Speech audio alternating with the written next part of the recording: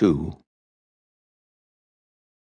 I was only halfway through our morning trek when my other, less lovable but equally indispensable companion vibrated. The inbox read, Evan Trombley, 7:45 a.m. Bad news. With one touch, my Pandora's box slid open to his message. Ben Baum died yesterday, London. Family and firm would like you to attend funeral. Please call. Sad news delivered by email most often comes unwrapped and unvarnished. Ben Baum dead. Bad news, more aptly, sad news.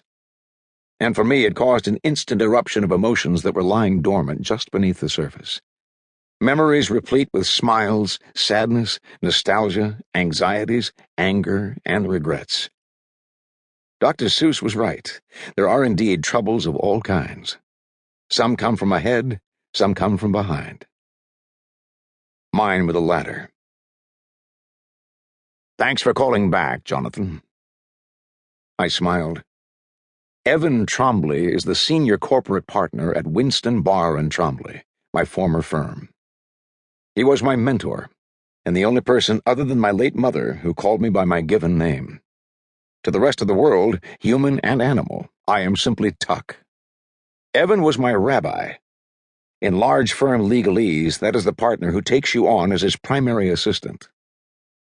It had been on Evan's coattails that I was dragged up the ladder of success. I quickly became his straw boss, chief honcho, team leader, his thane.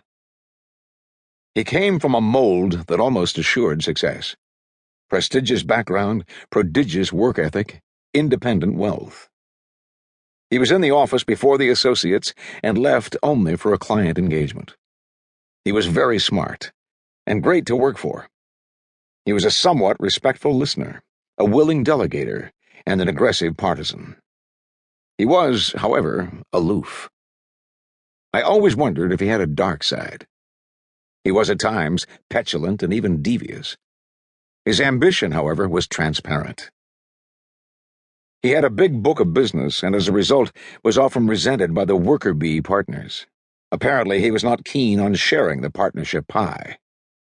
It took his kind of obsessiveness, however, to shepherd a client like Ben Baum and Ozone Industries, an enterprise that had grown into the firm's largest client.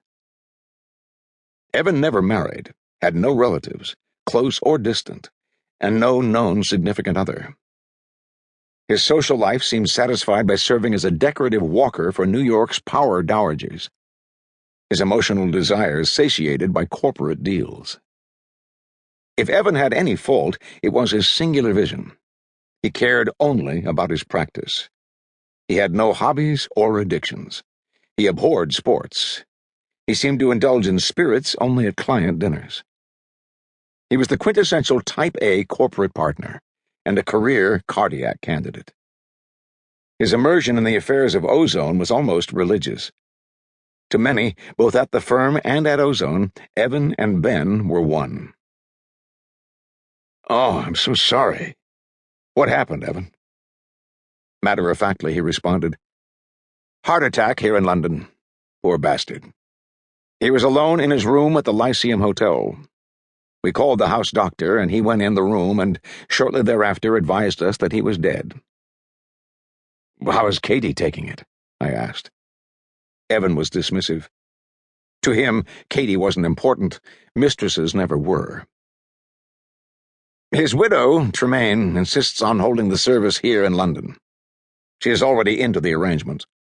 Seems Katie panicked when the doctor told us and promptly fled. Tremaine feared that the mention of Katie's presence might bring unwelcome attention to the family, tarnish her image. She thought that the best way to keep the top on the teapot is to have the funeral immediately. The house doctor took care of the removal of the body before anyone arrived. Tremaine made the financial arrangements. His daughter, Dorothy, asked specifically if I could have you here. Hope you don't mind. Dorothy was most insistent. He already knew the answer. My professional life, and as a consequence my personal life, had become enmeshed in Ozone and the Baum family. Not only was I Evan's principal assistant on the Ozone account, but I had